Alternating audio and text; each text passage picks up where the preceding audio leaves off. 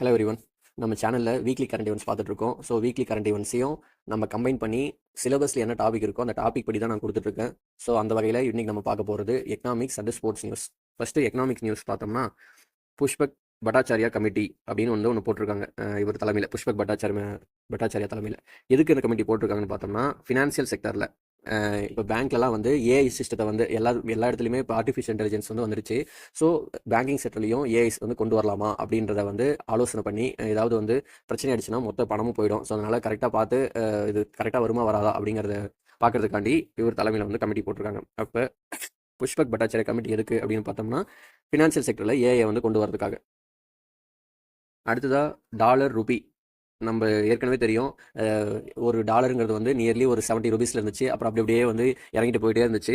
இப்போ ரீசெண்டாக எவ்வளோக்கு வந்திருக்குன்னு பார்த்தோம்னா 85.50 பைசா, 85 ரூபா 50 பைசா ரேஞ்சில் வந்து வந்திருக்கு. ஸோ இது ரொம்ப வந்து லோ வேல்யூவாக போயிட்டுருக்கு அப்படின்ற மாதிரி வந்து கன்சர்ன் தெரிவிச்சிருக்காங்க.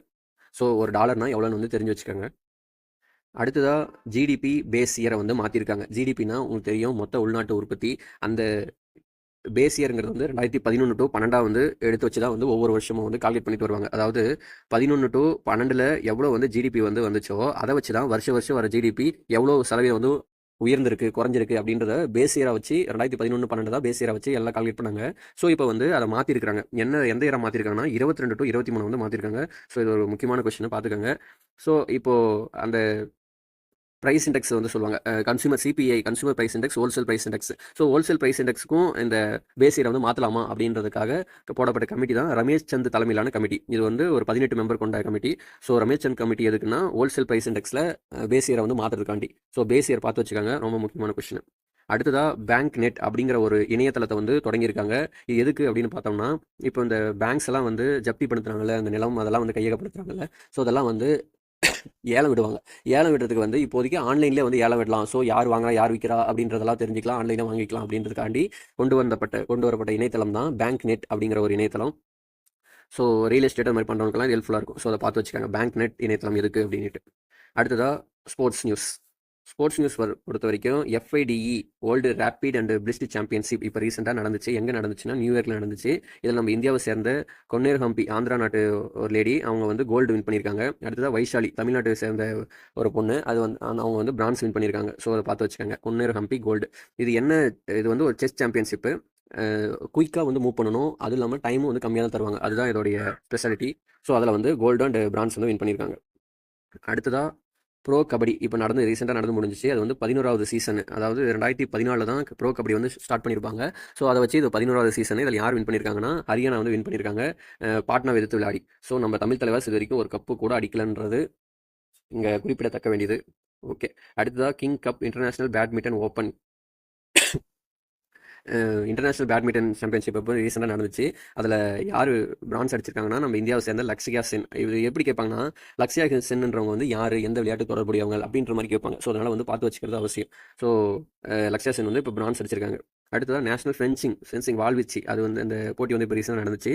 இதில் யார் வின் பண்ணியிருக்காங்கன்னா, பவானி தேவி, தமிழ்நாட்டை சேர்ந்த பவானி தேவி தான் 12வது முறையாக சாம்பியன்ஷிப் வந்து வின் பண்ணியிருக்காங்க. ஸோ நம்ம ஸ்டாலின் அண்டு துணை முதல்வர் கூப்பிட்டு பாராட்டினாங்க. ஸோ ஒரு விஷயம் பார்த்து வச்சுக்காங்க. ஃபென்சிங் வந்து பவானி தேவின்றவங்க ஃபென்சிங். அடுத்ததான் நேஷனல் ஸ்போர்ட்ஸ் அவார்ட், முக்கியமான கரண்ட் ஈவெண்ட்ஸுங்க. இப்போ ரீசெண்டாக வந்து அறிவிச்சாங்க.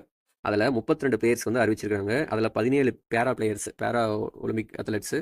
ஸோ யார் அப்படின்னு பார்த்தோம்னா, முதல்ல என்னென்ன விருது கொடுக்குறாங்க அப்படின்னு பார்த்தோம்னா, மேஜர் தயான் சந்த் கேல் ரத்னா அவார்டு 1991 வந்து ஆரம்பிச்சது. 91-92 ஃபஸ்ட்டு யார் வாங்கினது அப்படின்னு பார்த்தோம்னா, விஸ்வநாத் ஆனந்த் வாங்கியிருப்பார். ஸோ இது வந்து என்னென்னு பேர் மாற்றினாங்கன்னா, ஃபஸ்ட்டு ராஜீவ்காந்தி கேல் ரத்னா அவார்டுன்னு இருந்துச்சு. அதை மாற்றி தயான் சந்த் ஹாக்கி வீரர். ஸோ அவர் தான் வந்து ஃபாதர் ஆஃப் த ஹாக்கின்னு மாதிரியே சொல்லலாம். ஸோ அந்த ராஜீவ்காந்தின்ற பேரை மாற்றி தான் மேஜர் தயான் சந்த் அப்படிங்கிற பேரை வந்து மாற்றிருக்காங்க. ஸோ இதுதான் வந்து விளையாட்டுத்துறையில் கொடுக்குற ஹையஸ்ட் விருது.